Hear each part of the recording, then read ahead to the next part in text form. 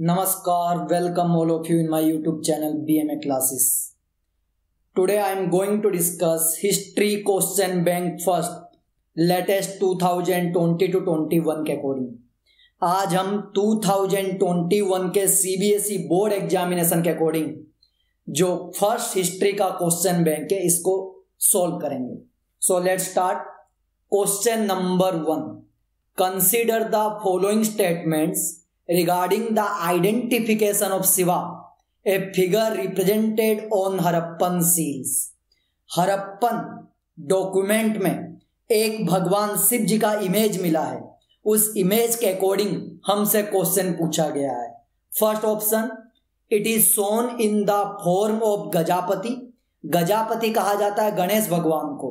क्या इस इमेज में, ये जो इमेज आपको फ्रंट स्क्रीन पे दिखाई दे रहा है, ये इमेज हमें हरप्पा में डिस्कवरी के टाइम पे एविडेंस के तौर पर फाइंड आउट हुआ है। क्या इस इमेज में आपको गणेश भगवान का कोई इमेज दिखाई दे रहा है? No, that means wrong answer. Second, it is shown seated in yogic posture.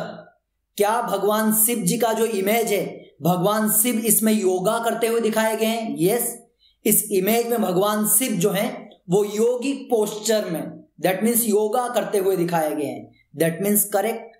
Next, third, it is surrounded by animals.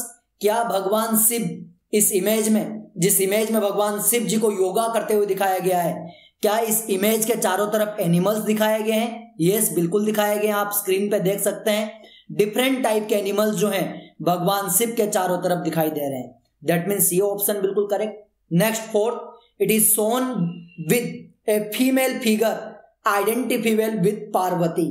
क्या इसमें देवी पार्वती का कोई इमेज दिखाया गया है? नो, देवी पार्वती जो है ये भगवान शिव जी की वाइफ मानी जाती हैं।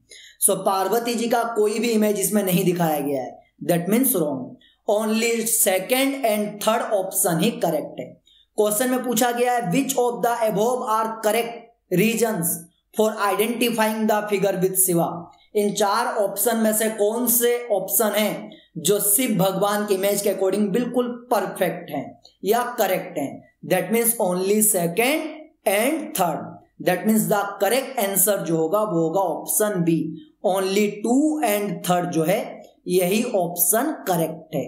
दैट मीन्स इस इमेज में भगवान शिव योगिक पोस्चर में दिखाई दे रहे हैं एंड इनके चारों तरफ एनिमल्स जो हैं वो हमें दिखाई दे रहे हैं। Next question number second, name any 2 centres for making shell objects in the Harappan civilisation. Harappan civilisation में जो डिफरेंट टाइप के सिटी थे, जो शहर थे, इनमें से कोई 2 शहरों के नाम बताओ जहां पे सेल ऑब्जेक्ट्स को बनाने का काम किया जाता था। तो वो 2 शहर कौन से हैं? नागेश्वर, ये आज के टाइम पे गुजरात में है, Nageshwar and Balakot. Balakot now time कहां पर है? पाकिस्तान में। ये हरप्पा के 2 ऐसे शहर हैं जहां पे making shell objects, that means shell objects को बनाने का काम किया जाता था।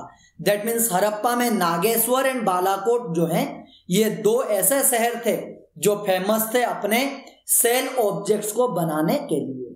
Next question number 3, differentiate between polygyny and polyandry. ये क्वेश्चन महाभारत से रिलेटेड है। पोलिगनी एंड पोलियंड्री के बीच में आपसे डिफरेंशिएट पूछ रहा है कि पोलिगनी और पोलियंड्री के बीच में क्या अंतर है। So first, पोलिगनी। पोलिगनी किसको कहा जाता है? Polygyny is the practice of a man having several wifes. That means एक ऐसा पुरुष जिसकी कई सारी पत्नियां हों उसको पोलिगनी कहा जाता है। And polyandry is the practice of women having several husbands, और एक ऐसी महिला जिसके कई सारे हस्बैंड्स हों उनको पोलियंड्री कहा जाता है। सो ये क्वेश्चन जो है महाभारत से रिलेटेड है। महाभारत में द्रौपदी जो थी, द्रौपदी के 5 हस्बैंड थे, जो पूरे के पूरे 5 पांडव थे, ये द्रौपदी के हस्बैंड माने जाते थे। इसका मतलब द्रौपदी पोलियंड्री से बिलोंग करती थी, बिकॉज पोलियंड्री का मतलब क्या होता है? Polyandry is the practice of a women having several husbands. एक ऐसी स्त्री, एक ऐसी महिला जिसके कई सारे पुरुष हस्बैंड हो, एक से ज्यादा मोर देन वन हस्बैंड हो, उनको पॉलीएंड्री कहा जाता है। और इसका बेस्ट एग्जाम्पल जो है वो है द्रौपदी। Next question number 4। इस क्वेश्चन को बताने से पहले मैं आपको सिंपल एक कॉन्सेप्ट के बारे में बता देता हूं। हम सबको राजा अशोका के बारे में हम सब जानते हैं। अशोका इंडिया के मोस्ट फेमस रूलर में इनके नाम लिया जाता है। अशोका मौर्यन एम्पायर के रूलर थे और इन्होंने बुद्धिज्म को फैलाने के लिए, बौद्ध धर्म को फैलाने के लिए पूरे इंडिया में बहुत अच्छा काम किया था। क्वेश्चन इसी से रिलेटेड है। Question number 4। The special officers appointed to spread the message of dhamma by Ashoka were known as. Ashoka ने धामा के मैसेज को फैलाने के लिए, स्प्रेड करने के लिए जिन स्पेशल ऑफिसर्स को अपॉइंट किया था, उन ऑफिसर्स को क्या कहा जाता था? उन ऑफिसर्स को कहा जाता था धामा महामत्ता। धामा महामत्ता, धामा महामत्ता, दैट मीन्स धामा महामत्ता ये अशोका के द्वारा अपॉइंट किए गए स्पेशल ऑफिसर्स होते थे। और इन ऑफिसर्स का काम क्या होता था? To spread the message of dhamma. Message of dhamma means to spread the message of Buddhism. कि इनका मेन वर्क होता था कि बुद्धिज्म के मैसेज को पूरे संसार में फैलाना है, गौतम बुद्ध के मैसेज को पूरे दुनिया में स्प्रेड करना है। इसी मैसेज को स्प्रेड करने के लिए अशोका ने स्पेशल ऑफिसर्स को अपॉइंट किया था, जिन ऑफिसर्स को हम धामा महामत्ता कहते हैं। Next question number 5। Choose the correct option. Buddhism grow rapidly both the life time of Buddha and after his death. Question में कहा गया है हमें ABCD इनमें से करेक्ट ऑप्शन को सिलेक्ट करना है। स्टेटमेंट क्या दिया गया है? स्टेटमेंट दिया गया है Buddhism grow rapidly both the life time of Buddha. That means Buddhism जब गौतम बुद्ध जीवित थे, जब गौतम बुद्ध जिंदा थे, तब भी बुद्धिज्म रैपिडली ग्रोथ हुआ। एंड आफ्टर हिज डेथ, और उनके डेथ के बाद भी ग्रोथ हुआ। इसके पीछे रीजन क्या है? क्यों बुद्धिज्म गौतम बुद्ध के डेथ के बाद भी बहुत तेजी से ग्रोथ हुआ? क्यों? उसके पीछे का रीजन हमें बताना है। Option first, Buddha and his disciples taught in Prakrit. क्यों? क्योंकि गौतम बुद्ध की डेथ के बाद गौतम बुद्ध के जो शिष्य थे, उन्होंने गौतम बुद्ध के मैसेज को प्राकृत लैंग्वेज में स्प्रेड किया। इसीलिए गौतम बुद्ध की डेथ के बाद भी बुद्धिज्म ग्रो हुआ। नो, ये करेक्ट ऑप्शन नहीं है। Next option B, importance was given to rituals in Buddhism. क्यों? क्योंकि बुद्धिज्म में रिचुअल्स को काफी ज्यादा इंपोर्टेंस दिया गया था। नो, ये भी करेक्ट ऑप्शन नहीं है। Next option C, people were dissatisfied with existing social practices. Yes, this is the correct answer. Why? Because question में पूछा गया था कि जब गौतम बुद्ध जिंदा थे तब भी बुद्धिज्म रैपिडली ग्रो हुआ, एंड आफ्टर हिज डेथ के बाद भी बुद्धिज्म ग्रो हुआ। व्हाई? रीजन बताना है आपको। तो रीजन ये है, people were dissatisfied with existing social practices, because उस जमाने में हिंदुस्तान के अंदर जातिवाद को लेकर समाज में काफी ज्यादा भेदभाव होती थी। उससे लोग काफी डिससेटिस्फाइड थे। इसीलिए लोगों ने हिंदू धर्म को छोड़कर बुद्धिज्म को अडॉप्ट कर लिया। इसीलिए गौतम बुद्ध के डेथ के बाद भी बुद्धिज्म रैपिडली ग्रो हुआ, बहुत तेजी से डेवलप हुआ। So option C is the correct answer. Next question 6, from among the following which one. हमें 4 ऑप्शन दिए गए हैं। Paddy crop, paddy crop means होता है राइस की फसल। परफेक्ट क्रॉप, पल्सेस, पल्सेस का मतलब होता है दाल। Crop grown in the arid zone. ये 4 ऑप्शन हमें दिए गए हैं। क्वेश्चन में पूछा जा रहा है from among the following which one depicts the correct meaning of the term jins i kamil concerning crops in Mughal India.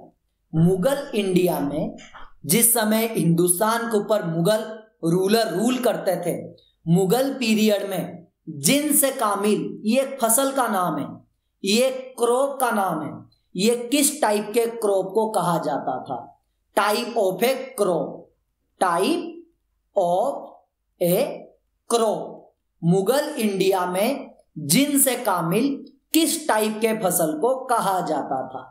So the correct answer is option B, perfect crop. Mughal India में जब फसल बहुत अच्छी होती थी, that means perfect crop. So उसी perfect crop को Mughal period में जिन्स कामिल के नाम से या जिन्स कामिल के टर्म से जाना जाता था। That means jeans Kamil means a perfect crop, perfect crop. Next question number 7, define वोटिव inscription. हम सबको हिस्ट्री में इंस्क्रिप्शन का मीनिंग पता है। इंस्क्रिप्शन मीन्स एनिसेंट पीरियड में जब राजा महाराजा ये कोई भी डॉक्यूमेंट को लिखवाया करते थे तो इन डॉक्यूमेंट को पत्थरों के ऊपर लिखवाया करते थे या पत्तों के ऊपर लिखवाया करते थे, इन्हीं को ही इंस्क्रिप्शन कहा जाता था। बट क्वेश्चन में पूछा गया है what do you mean by votive inscription. Votive inscription से आप क्या समझते हैं? That means votive inscription records gifts made to religious institutions. That means एक ऐसा इंस्क्रिप्शन, एक ऐसा रिकॉर्ड जो record gifts made to religious institutions. That means अगर कोई इंसान उस टाइम पे किसी रिलीजियस इंस्टीट्यूशंस के लिए कोई गिफ्ट देता था तो उसी गिफ्ट का जो रिकॉर्ड होता था, उस रिकॉर्ड को जो मेंटेन करके रखा जाता था, इसी को ही वोटिव इंस्क्रिप्शन कहा जाता था। सपोज करो मेरे कोई नियरेस्ट एरिया में साईं बाबा का मंदिर बनने जा रहा है और मैं चाहता हूं कि साईं बाबा के मंदिर में डोनेशन दूं।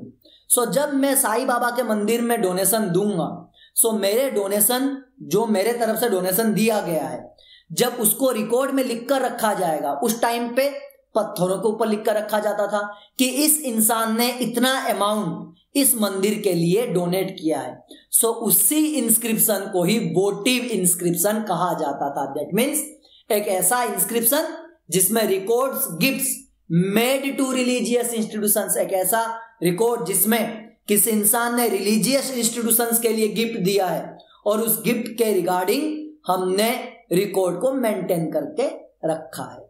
Next question number 8, identify which of the following aspects is not common to both the bhakti movement and the Sufi movement. 4 option हमें दिए गए। First option personal love for God, option B worship of ideals, option C mysticism, option D visit to holy shrines. ये 4 option हमें दिए गए। Question में से कह रहा है इन ऑप्शन में से is not common to both the bhakti movement and the Sufi movement. इनमें से वो कौन सा ऑप्शन है जो कॉमन नहीं है भक्ति मूवमेंट और सूफी मूवमेंट के लिए? दैट मीन्स 4 ऑप्शन में से 3 ऑप्शंस ऐसे हैं जो कॉमन है भक्ति मूवमेंट और सूफी मूवमेंट के लिए, बट एक ऐसा ऑप्शन है जो कॉमन नहीं है भक्ति मूवमेंट और सूफी मूवमेंट के लिए। हमें उसी ऑप्शन को सिलेक्ट करना जो कॉमन नहीं है, जो कॉमन नहीं है भक्ति मूवमेंट एंड सूफी मूवमेंट के लिए। So the correct answer is option B, worship of ideals. Worship of ideals ये भक्ति मूवमेंट और सूफी मूवमेंट में कॉमन नहीं है। Next question number 9, with which of the following responsibilities Mir Bakhshi was the officer in Akbar's reign. Mir Bakhshi नाम का एक ऑफिसर हुआ करता था अकबर के दरबार में। जब मुगल पीरियड में अकबर राजा हुआ करते थे, उनके अंपायर में, उनके रॉयल कोर्ट में, उनके दरबार में एक ऑफिसर था जिसका नाम था मीर बख्शी। इस मीर बख्शी का काम क्या था? व्हाट टाइप ऑफ रिस्पॉन्सिबिलिटी, इस मीर बख्शी की रिस्पॉन्सिबिलिटी क्या थी? रेवेन्यू कलेक्शन, क्या मीर बख्शी टैक्स कलेक्शन करता था? No. Payment of salaries, yes.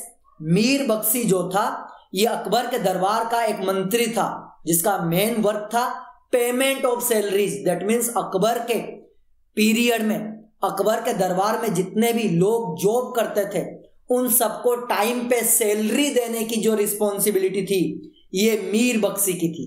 That means the correct answer is payment of salaries.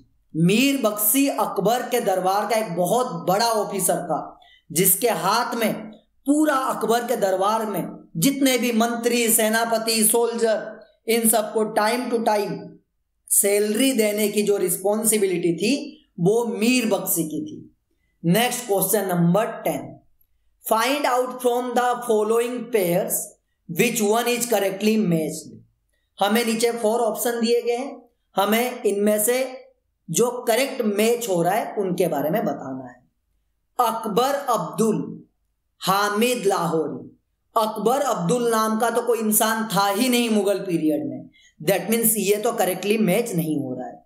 Next, बादशाह नामा। बादशाह नामा जो है ये किताब है, किसकी बायोग्राफी है ये बादशाह नामा राजा शाहजहां की, जो मुगल रूलर थे शाहजहां, उनकी बायोग्राफी है। क्या इसको बाबर ने लिखा है? नो, बिल्कुल नहीं, इसको बाबर ने नहीं लिखा है, सो ये भी wrong. Next option C, Humayunnama. Humayunnama Akbar के जो फादर थे, मुगल एम्पोरर के जो रूलर थे हुमायूं, इनकी ऑटोबायोग्राफी है हुमायूंनामा। इनकी लाइफ हिस्ट्री जो है वो है हुमायूंनामा। इनको गुलबदन बेगम ने लिखा है, बिल्कुल करेक्ट। हुमायूंनामा को गुलबदन बेगम नहीं लिखा है। गुलबदन बेगम जो है ये हुमायूं की सिस्टर थी, और after the death of Humayun, Humayun की डेथ के बाद हुमायूं की जो स्टोरी थी, the history of Humayun, Humayun की जो हिस्ट्री थी, इनको इनकी बहन गुलबदन बेगम ने ही लिखा है। That means the correct answer is option C. Humayunnama आप लोग याद रखिएगा, हुमायूंनामा ये अकबर के जो फादर थे, मुगल रूलर अकबर के जो फादर थे हुमायूं, हुमायूं भी मुगल एम्पोरर थे, एंड ये भी अपने टाइम के काफी फेमस रूलर माने जाते थे। बट इनकी जो हिस्ट्री है, इनका जो बायोग्राफी है हुमायूंनामा जिसको कहा जाता है, ये इनकी सिस्टर गुलबदन बेगम ने लिखा है। दैट मीन्स अकबर की बुआ ने लिखा है इनके लिए, अपने भाई के लिए। Next question number 11, mention one reason why Kandhar. Kandhar एक जगह है, कांधार एक जगह है, आज के टाइम पे अफगानिस्तान में आता है। Was a bone of contention between the Safavids and the Mughals. Safavid किनको कहा जाता है? ये ईरान के राजाओं को कहा जाता है, ईरान के रूलर को कहा जाता है साफीविद। क्वेश्चन में आपसे पूछा जा रहा है व्हाई, मेंशन वन रीजन, कोई एक रीजन बताओ, क्यों कांधार ये एक प्लेस है, क्यों कांधार एक बहुत इंपॉर्टेंट सेंटर था ईरान और मुगल इंडिया के बीच में। कांधार को क्यों एक इंपॉर्टेंट सेंटर माना जाता था? Iran, that means Safavids and Mughal India के बीच में। So why? Because it was a gateway to the subcontinent, both laid claims over it. Because Kandahar जो था ये गेटवे था, ये एक ऐसा इंपॉर्टेंट सेंटर था जहां से मुगल अंपायर खत्म होता था और यहीं से ईरान का अंपायर स्टार्ट होता था, और दोनों ही मुगल और ईरान दोनों ही इसके ऊपर क्लेम करते थे। मुगल भी कहते थे कि कांधार हमारा इलाका है, और ईरान के रूलर भी कहते थे कि कांधार हमारा इलाका है। इसीलिए ईरान और मुगल अंपायर के बीच में कांधार को एक इंपॉर्टेंट सेंटर माना गया है। Next question number 12, consider the following events. Okay, 4 options हमें दिए गए। Cabinet mission, cabinet mission Mahatma Gandhi chapter से रिलेटेड ये क्वेश्चन है। कैबिनेट मिशन जो है ये 1946 में इंडिया आया था। क्रिप्स मिशन ये 1942 के टाइम पे इंडिया आया था। खिलाफत मूवमेंट ये 1919 में स्टार्ट हुआ था। पाकिस्तान रेजुलेशन ये 1940 में आया था। सो हमें इनको अरेंज करना है, the correct chronological order of these events.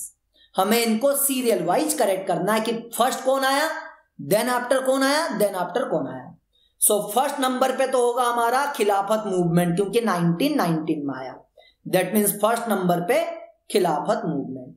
उसके बाद क्या आया? उसके बाद आया Pakistan resolution. That means Pakistan resolution जो होगा ये सेकेंड नंबर पे 1940 में।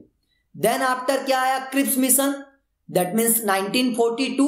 दैट मीन्स ये होगा हमारा थर्ड नंबर पे। दैट मीन्स उसके बाद क्या आया? Cabinet mission. दैट मीन्स ये होगा हमारा फोर्थ नंबर पे। दैट मीन्स हमारा जो सीक्वेंस होगा third, fourth, second and first. That means the correct answer जो होगा वो होगा option D, third, fourth, second and one. That means the correct answer is option D. Next question number 13, which is the most wonderful ancient building in the state of Bhopal? Bhopal शहर के पास भारत की कौन से सबसे ancient and most wonderful building पाई जाती है? जो भारत की एक बहुत एनिसेंट बिल्डिंग है उसका नाम है सांची स्तूपा। सांची स्तूपा ये बुद्धिज्म का एक बहुत पवित्र स्थल है। बुद्धिज्म के लोग हर साल गौतम बुद्ध की बर्थ एनिवर्सरी पे यहां पे दर्शन करने के लिए जाते हैं। सो ये मध्य प्रदेश के भोपाल में लोकेटेड है, Sanchi stupa. Next question number 14, what is वैदिक संस्कृत? वैदिक संस्कृत किसको कहा जाता है? So it is the language taught orally. वैदिक संस्कृत एक लैंग्वेज है जिस लैंग्वेज को ओरली सुनाया जाता था to man belonging to priestly families. Vedic Sanskrit that means it is the language taught orally. ये एक ऐसा लैंग्वेज जो ओरली सिखाया जाता था। इस लैंग्वेज को ओरली समझाया जाता था। और किन लोगों को समझाया जाता था? Orally to man belonging to priestly families. जो ब्राह्मण परिवार से लोग बिलोंग करते थे वही लोग वैदिक संस्कृत का नॉलेज रखा करते थे। संस्कृत लैंग्वेज में ओरली इनको मंत्रों का उच्चारण सिखाया जाता था, मंत्रों के उच्चारण के बारे में बताया जाता था। टोटली ओरली होता था, कोई भी चीज रिटर्न में नहीं होता था। सो इसी को ही वैदिक संस्कृत कहा गया है। Next question number 15, consider the following statements about Indus valley civilization. Harappan civilization से रिलेटेड 4 ऑप्शन हमें दिए गए हैं, इनमें से हमें करेक्ट एंड रॉन्ग को सिलेक्ट करना है। So first, it is also called Harappan culture. क्या हड़प्पन सिविलाइजेशन को हड़प्पन कल्चर कहा जाता है? बिल्कुल यस, कहा जाता है। Second, it is named after the first site where a unique culture हुआ डिस्कवर्ड। क्या इंडस वैली सिविलाइजेशन का नाम हड़प्पन सिविलाइजेशन इसीलिए रख दिया गया बिकॉज सबसे पहले यहां पे हड़प्पा की खोज हुई थी। हड़प्पा की खोज हुई थी कब? 21 में। क्या ये करेक्ट है? बिल्कुल करेक्ट है। That means yes. Next, it is dated between 5000 before common era to 2500 before common era. Wrong. D, it was uniform throughout its existence. Wrong. That means A and B only यही सही है। That means the correct answer जो होगा, state which of the above statements are correct. इनमें से कौन सा statement correct है? That means option second, only A and B are correct. Only यही ऑप्शन जो है ये करेक्ट है। Next question number 16, a Buddhist sect who was also defined as fatalist is called. Fatalist उनको कहा जाता है जो भविष्य के ऊपर, फ्यूचर के ऊपर अपनी गहरी आस्था रखते हैं। सो क्वेश्चन में पूछा गया है, ए बुद्धिस्ट सेक्ट, वो कौन बुद्धिज्म के लोग हैं जो फ्यूचर के ऊपर अपनी गहरा आस्था रखते हैं? वो कौन से लोग हैं जो बुद्धिज्म के हैं जो फ्यूचर के ऊपर अपनी बहुत ज्यादा गहरी आस्था को रखते हैं? उनको क्या कहा जाता है? उनको कहा जाता है अजीविकाज। अजीविकाज कहा जाता है। That means the correct answer is option C. Buddhism के वो लोग जो फ्यूचर के ऊपर अपनी गहरी आस्था रखते हैं इनको अजीविकाज कहा जाता है। बौद्ध धर्म को मानने वाले वह लोग जो भविष्य के ऊपर अपनी गहरी आस्था रखते हैं इन लोगों को अजीविकाज कहा जाता है। Next question number 17, fill in the blank. The followers of old tradition of Buddhism called themselves. Buddhism को मानने वाले जो ओल्ड ट्रेडिशंस के लोग हैं, the old tradition, the followers of the old tradition of Buddhism, बौद्ध धर्म को मानने वाले जो ओल्ड ट्रेडिशंस के लोग हैं, इनको क्या कहा जाता है? इनको कहा जाता है थेरवाडिन्स।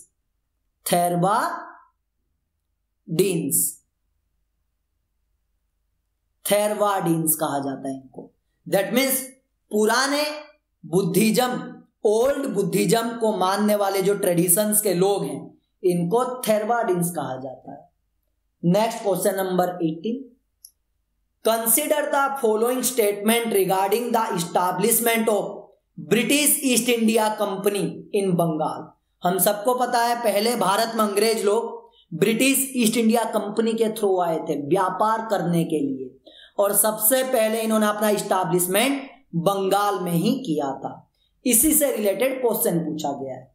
The first option, the permanent settlement had come into operation in 1793।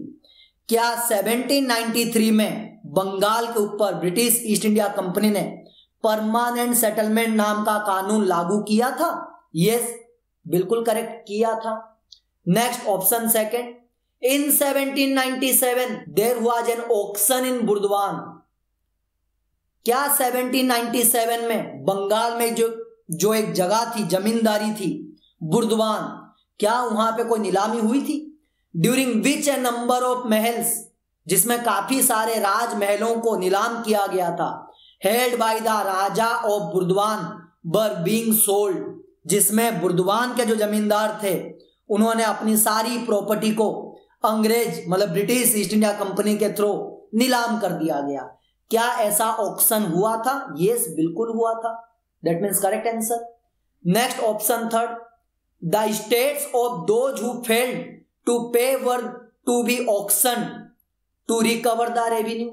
क्या जो लोग अपनी जमींदारी, जो इंसान अपनी टैक्स, जमींदार को अपना टैक्स नहीं दे पाते थे, उनसे रेवेन्यू को रिकवर करने के लिए क्या ब्रिटिश गवर्नमेंट उनकी जमीनों को नीलाम कर देती थी? यस, उस टाइम यही रूल था परमानेंट सेटलमेंट के अकॉर्डिंग कि जो जमींदार टाइम पे अपना लैंड रेवेन्यू नहीं दे पाता था, अपना जमीन का टैक्स नहीं दे पाता था, उसकी जमीनों को नीलाम कर दिया जाता था। दैट मीन्स बिल्कुल correct answer. Which of the following statements is are correct? इनमें से कौन सा स्टेटमेंट बिल्कुल करेक्ट है? सो ऑप्शन जो है वो क्या है? तीनों ही सही है। That means option D is the correct answer, first, second and third. So तीनों ही ऑप्शन जो है वो करेक्ट है। Next question number 19। First statement दिया गया है जिसको हम एसेशन कहा जाता है। स्टेटमेंट दिया गया है, Mahatma Gandhi thought Hindustani would be the ideal language of communication. Mahatma Gandhi ji का मानना था कि हिंदुस्तानी भाषा बातचीत करने के लिए सबसे अच्छी भाषा है बिटवीन डाइवर्स कम्युनिटीज। अलग अलग कम्युनिटीज के बीच में बातचीत करने के लिए, अलग अलग कम्युनिटी के बीच में तालमेल बिठाने के लिए हिंदुस्तानी भाषा ही सबसे अच्छी भाषा है। यह स्टेटमेंट दिया गया है। इसके पीछे रीजन बताया जा रहा है, it could unify Hindus and Muslims and the people of the north and the south. क्या महात्मा गांधी इसीलिए हिंदुस्तानी भाषा में बात करते थे क्योंकि उनका मानना था कि हिंदू और मुस्लिम लोगों को यूनिटी में लाने के लिए और नॉर्थ और साउथ के लोगों की यूनिटी में लाने के लिए हिंदुस्तानी भाषा ही एकमात्र भाषा है जिससे हम भारत में यूनिटी लगा सकते हैं, यूनिटी कायम कर सकते हैं। हिंदू और मुस्लिम के बीच में यूनिटी बना सकते हैं और नॉर्थ और साउथ के लोगों के बीच में यूनिटी बना सकते हैं। बिल्कुल, ये रीजन बिल्कुल परफेक्ट है। दैट मीन्स महात्मा गांधी ने हिंदुस्तानी लैंग्वेज को इसीलिए आइडियल बनाया था ताकि वो अलग अलग डाइवर्स कम्युनिटीज के बीच में बातचीत कर सके, और इसका रीजन बिल्कुल परफेक्ट बताया गया है। सो ऑप्शन फर्स्ट क्या कहा जा रहा है? Both A and R, that means reason R true, yes A भी सही है, आर भी सही है। And R is the correct explanation of A, क्या आर जो है ये ए का करेक्ट एक्सप्लेनेशन दे रहा है? यस बिल्कुल दे रहा है। That means the correct answer जो होगा वो होगा ऑप्शन ए। दैट मीन्स ए और आर दोनों ही सही है, और रीजन जो है ये ए का जो आर है ये करेक्ट एक्सप्लेनेशन दे रहा है। नेक्स्ट क्वेश्चन नंबर 20, ये क्वेश्चन मैप से रिलेटेड है। So question number first, on the given political outline map of India locate and label the following with appropriate symbols. इस मैप में हमें जो भी हमें ऑप्शंस दिए गए हैं उन ऑप्शंस के अकॉर्डिंग हमें परफेक्टली उनको पॉइंट आउट करना है। फर्स्ट क्वेश्चन दिया गया है धोलावीरा ए मैच्योर हड़प्पन साइट। धोलावीरा हड़प्पा का एक बहुत मैच्योर हड़प्पन साइट था। धोलावीरा आज के टाइम पे कहां पर लोकेटेड है? गुजरात में लोकेटेड है। गुजरात में सबसे फर्स्ट हमें धोलावीरा को लोकेट करना है। सो धोलावीरा का प्रॉपर लोकेशन जो है ये लोकेशन है यहां पे धोलावीरा। दैट मीन्स हम इसको पॉइंट आउट कर देंगे एंड यहां पर Dholavira, Dholavira. Next question B, Azamgarh a centre of revolt of 1857। Azamgarh आज के टाइम पे उत्तर प्रदेश में आता है, यूपी में, और इंडिया में 1857 के रिवोल्ट को फर्स्ट बैटल ऑफ इंडिपेंडेंस माना जाता है। First battle of independence, Bharat में ब्रिटिश गवर्नमेंट के खिलाफ आजादी के लिए जो पहली लड़ाई थी वो इसी 1857 में हुई थी, और इसका एक इंपॉर्टेंट सेंटर जो है वो कहां पर है? आजमगढ़ में। आजमगढ़ का लोकेशन जो है ये लोकेशन आपको यूपी में यहां पर मिलेगा, आजमगढ़ का लोकेशन। सो आजमगढ़ को हमें लोकेट करना है, आजमगढ़ को लोकेट करना है। सो आजमगढ़ लोकेट हमने कर दिया है। आजमगढ़ को आजमगढ़ के लोकेशन के अकॉर्डिंग यहां पर नाम लिख देंगे आजमगढ़, आजमगढ़। नेक्स्ट अमृतसर। अमृतसर एक इंपॉर्टेंट सेंटर रहा है इंडिपेंडेंस के लिए। अमृतसर को लोकेट करना। अमृतसर कहां पर है? पंजाब में। अमृतसर पंजाब में। सो अमृतसर के लोकेशन के अकॉर्डिंग बिल्कुल पाकिस्तान के बॉर्डर पर आता अमृतसर। दैट मीन्स यहां पर Amritsar, Amritsar. Next option D, on the same outline में 3 places have been marked A B C. आपको इस मैप में दिख रहा है कि ऑलरेडी इसमें 3 ऐसे लोकेशन है जो हमें ऑलरेडी मार्क्ड है। दैट मीन्स ऑलरेडी आप देख सक रहे हो ए बी एंड सी तीनों के क्वेश्चंस जो हैं, पॉइंट जो है वो ऑलरेडी पॉइंटेड है। क्वेश्चन में कहा गया which are territories under Babur, Akbar and Aurangzeb. हमें इनके नाम बताने हैं। सो सबसे पहले अगर ए के बारे में बात करें तो हरियाणा में है, और हरियाणा में ही फर्स्ट बैटल ऑफ पानीपत हुआ था, बाबर और इब्राहिम लोधी के बीच की लड़ाई जो है। सो ये जो है ये तो पानीपत है, पानीपत ये बाबर का एक एरिया है पानीपत। उसके बाद आपको राजस्थान में दिख रहा है बी, राजस्थान में अजमेर जो अकबर के समय का एक बहुत इंपॉर्टेंट सेंटर माना जाता था। सो इसके अकॉर्डिंग ये क्या है? अजमेर, अजमेर। नेक्स्ट सी, औरंगजेब के टाइम पीरियड में ये लोकेशन जो है वो है गोवा, गोवा। सो पानीपत जो है ये बाबर के टाइम का एक इंपॉर्टेंट सेंटर, अजमेर जो है ये अकबर के टाइम का एक इंपॉर्टेंट सेंटर, गोवा जो है ये औरंगजेब के टाइम का एक इंपॉर्टेंट सेंटर। सो मैप का क्वेश्चन इसी टाइप में सीबीएसई 2021 के बोर्ड में इसी टाइप के मैप के क्वेश्चन आएंगे। कुछ क्वेश्चन आपको लोकेट करने होंगे और कुछ क्वेश्चन ऑलरेडी लोकेटेड होंगे, आपको उनका ओनली नेम लिखना है। Next question number 21, jizya was tax paid by. Jizya एक टैक्स का नाम है। ये मुगल अंपायर में इस नाम का टैक्स लिया जाता था, और ये टैक्स किस लिए लिया जाता था? प्रोटेक्शन के लिए। किन लोगों से लिया जाता था? क्वेश्चन आपसे पूछा जा रहा है। फार्मर से लिया जाता था, non Muslim that means Hindu, non Muslim that means Hindu लोगों से लिया जाता था, या मुस्लिम लोगों से लिया जाता था, या जमींदार लोगों से लिया जाता था। जजिया टैक्स ये non Muslim that means Hindu लोगों से लिया जाता था। और ये किस लिए लिया जाता था? मुगल अंपायर के टाइम पे, मुगल पीरियड के टाइम पे जजिया नाम का जो टैक्स था ये हिंदू लोगों से लिया जाता था प्रोटेक्शन के लिए, ताकि जो हिंदू लोग मुगल अंपायर में रह रहे हैं उनकी प्रोटेक्शन की जिम्मेदारी किसकी है? मुगल रूलर्स की है। और इसीलिए हिंदू लोगों से इस नाम का एक टैक्स लिया जाता था। Next question number 22, rabi is defined as, rabi किस टाइप का फसल है? ऑटम क्रॉप है, विंटर क्रॉप है, समर क्रॉप है या स्प्रिंग क्रॉप है? मतलब बसंत ऋतु, जिसको हम बसंत का सीजन कहते हैं। तो राबी जो है ये एक बसंत ऋतु है, मतलब कि बसंत जिसको हम स्प्रिंग सीजन कहते हैं उसकी फसल है। That means the correct answer is option D. Next question number 23, name the director general of archaeological survey of India, जिसको हम ASI कहा जाता है, जिसको आर्कियोलॉजिकल सर्वे ऑफ इंडिया, जिसका पूरा काम इंडिया में जितने भी हिस्टोरिकल मॉन्यूमेंट्स हैं उनका मेंटेनेंस का जितना भी काम है वो सब आर्कियोलॉजिकल सर्वे ऑफ इंडिया करती है।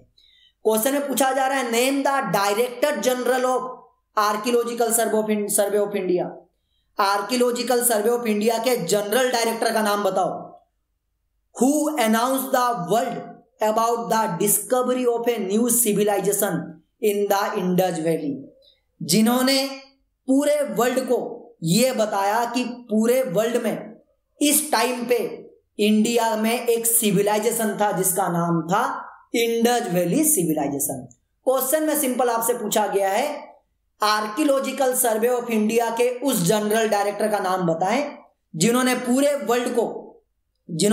वर्ल्ड के सामने यह अनाउंसमेंट किया विथ प्रॉपर एविडेंस के साथ कि आज से लगभग हजारों साल पहले इंडिया में एक सिविलाइजेशन होता था जिसका नाम था इंडस वैली सिविलाइजेशन। उन डायरेक्टर जनरल का नाम क्या था? उनका नाम था जॉन मार्शल। जॉन मार्शल 1924 में इन्होंने इंडस वैली सिविलाइजेशन को डिस्कवर किया था। और 1924 के टाइम पे ये जनरल डायरेक्टर थे आर्कियोलॉजिकल सर्वे ऑफ इंडिया के। और ये वो इंसान थे जिन्होंने प्रॉपर एविडेंस के साथ पूरे वर्ल्ड को ये बताया कि इंडस वैली में एक सिविलाइजेशन था जिसका नाम था Harappan civilization. Next question number 24, British passed laws to abolish the sati custom in, British government ने भारत में सती प्रथा के ऊपर कब रोक लगाया? So the correct answer is option B 1829 में।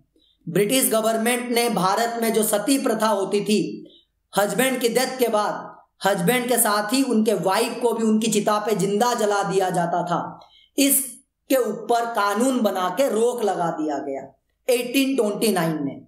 और किसने रोक लगाया था? उस टाइम के जो गवर्नर जनरल थे इंडिया के, ब्रिटिश गवर्नर, जो गवर्नर जनरल थे, क्या नाम था गवर्नर जनरल का? लॉर्ड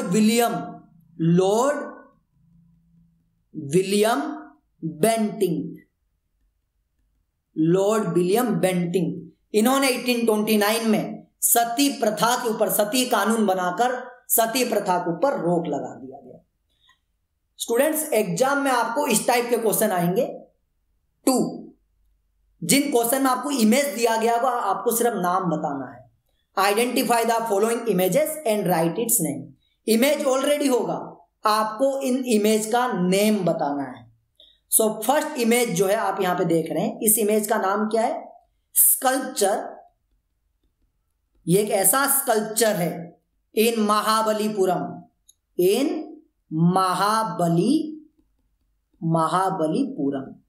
ये एक ऐसा स्कल्पचर है जो महाबलीपुरम में है।